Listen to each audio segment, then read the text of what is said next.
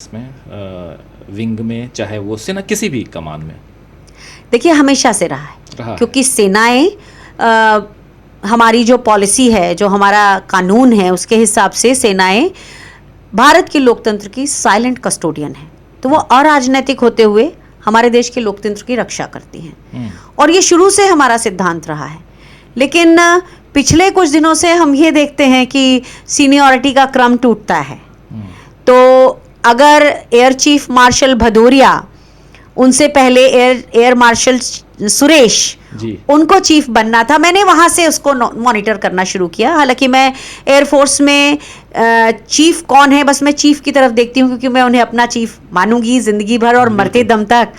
तो तब मैंने पहली बार देखा कि जिनको बनना था उनके बजाय दूसरे बने, और जब वो रिटायर हुए तो वो भारतीय जनता पार्टी ज्वाइन कर लेते हैं तुरंत। देखिए, मैं उस लेवल की अधिकारी नहीं हूँ, एयर चीफ के लेवल की अधिकारी। अगर कोई दूसरा जज जब बीजेपी ज्वाइन करता है तो ठीक है, लेकिन जब सीजेआई ज्वाइन करता है तब ये पता चलता है कि कहीं कोई ना कोई राजनीतिक हित वो कर तो नहीं रहे थे अपने पद पर होते हुए। इसी तरह जब कोई चीफ खुद ज्वाइन करता है, क्योंकि हम मुझसे पहले भी बहुत लोगों के उदाहरण हैं, चाहे वो राज्यवर्धन सिंह राठौड़ हो, कर्नल साहब, चाहे जनरल वीके सिंह हो, वहीं से ये प्रेसिडेंट शुरू हुआ वैसे।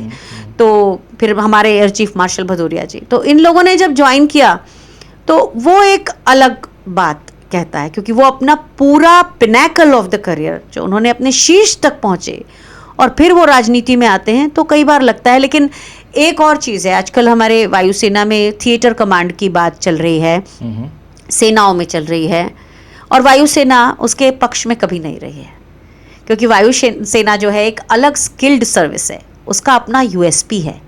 और वायुसेना का जो स्ट्रैटेजी प्लानिंग है, हम वर्ल्ड में बेस्ट हैं अपने पायलट्स के मामले में, क्योंकि हमारे पायलट्स के साथ में स्किल तो है ही, लेकिन वो जज्बात जो होना चाहिए देश के लिए वो हमारे पायलट्स में है। तो कहीं ना कहीं भारतीय वायुसेना को इस थिएटराइजेशन ऑफ कमांड से प्रॉब्लम है।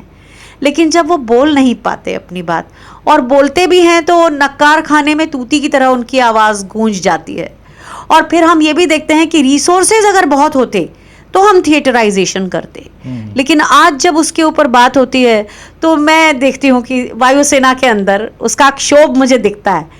इसलिए मुझे कभी कभी ख़राब भी लगता है, लेकिन मैं जिस जगह पे हूँ वहाँ पे मैं सेनाओं को लेकर इस तरह की टिप्पणी जो है अपने जो चीफ हैं उनके ऊपर तो नहीं ही करना चाहती हूँ। पर हाँ, अंदर से जानती हूँ कि एक ये दिल में एक बात है कि थिएटराइजेशन से हमारी वायुसेना का स्पेशलाइजेशन जो है उसके ऊपर कहीं ना कहीं थोड़ा सा प्रभाव पड़ता है।